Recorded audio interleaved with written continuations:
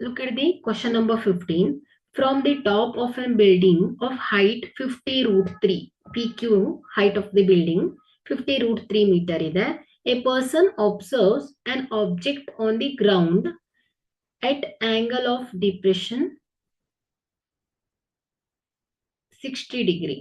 Find the distance of the object from the building. So here height of the building is 50 root 3. So PQ alva. So height of the building PQ ಇದೆ. So ಎಷ್ಟಿದೆ 50 root 3 ಇದೆ. So ಇಲ್ಲಿ angle of depression is 60 degree ಇದೆ. Theta ಎಷ್ಟಿದೆ ಮಕ್ಕಳೇ 60 degree ಇದೆ. So ಇಲ್ಲಿ distance of the object from the foot of the building QR ಎಷ್ಟಿದೆ ಇದನ್ನ ಫೈಂಡ್ ಔಟ್ ಮಾಡಬೇಕಾಗಿದೆ ಅಲ್ವಾ. ಸೊ ಇದನ್ನ ಫೈಂಡ್ ಔಟ್ ಮಾಡಬೇಕು. So here angle M P R ಎಷ್ಟಿದೆ ಮಕ್ಕಳೇ ಎಂ ಪಿ ಆರ್ ಎಷ್ಟಿದೆ 60 ಡಿಗ್ರಿ ಇದೆ ಅಲ್ವಾ. ಸೊ ಇದು 60 ಡಿಗ್ರಿ ಇದೆ.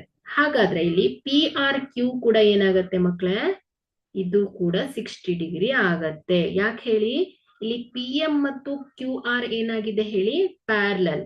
ಸೊ ಪ್ಯಾರಲಲ್ ಆಗಿರೋದ್ರಿಂದ ಆಂಗಲ್ ಪಿ ಮತ್ತು ಆಂಗಲ್ ಆರ್ ಏನಾಗಿದೆ ಅಲ್ಟರ್ನೇಟ್ ಆಂಗಲ್ಸ್ ಆಗತ್ತೆ. ಹಾಗಾಗಿ ಅಲ್ಟರ್ನೇಟ್ ಆಂಗಲ್ಸ್ ಏನಾಗಿರುತ್ತೆ ಈಕ್ವಲ್ ಇರತ್ತೆ ಅಲ್ವಾ. ಹಾಗಾಗಿ ಪಿ ಆರ್ ಕ್ಯೂ ಕೂಡ ಏನಾಗುತ್ತೆ 60 ಡಿಗ್ರಿ ಆಗತ್ತೆ. ಓಕೆನಾ. ಸೊ ಝಡ್ ಶೇಪ್ ಅಲ್ಲಿ ಇರತ್ತೆ ಅಲ್ವಾ. ಸೊ ಝಡ್ ಫಾರ್ಮ್ ಅಲ್ಲಿ ಇರತ್ತೆ. ಸೊ ಈಗ ನಾವೇನ್ ಮಾಡೋಣ, ನಮ್ಗೆ ಈ ಆಂಗಲ್ ಕೂಡ ಗೊತ್ತಾಯ್ತು ಎಷ್ಟು 60 ಡಿಗ್ರಿ ಅಂತ.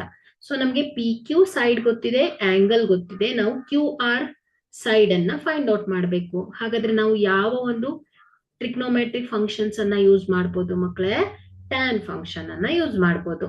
ಸೊ ಏನಾಗುತ್ತೆ tan 60 degree is equal to ಏನಾಗುತ್ತೆ P Q divided by Q R ಆಗತ್ತೆ ಅಲ್ವಾ. ಸೊ ಟ್ಯಾನ್ 60 ಡಿಗ್ರಿ ಏನಾಗುತ್ತೆ ರೂಟ್ 3 ಆಗತ್ತೆ is equal to P Q is 50 root 3 meter divided by Q R ಅಲ್ವಾ. So Q R is equal to ಏನಾಗುತ್ತೆ 50 root 3 divided by root 3. So root 3 ಏನಾಗುತ್ತೆ cancel ಆಗತ್ತೆ. So Q R is equal to 50 meter. So therefore the distance of the object from the building is 50 meter. Okay.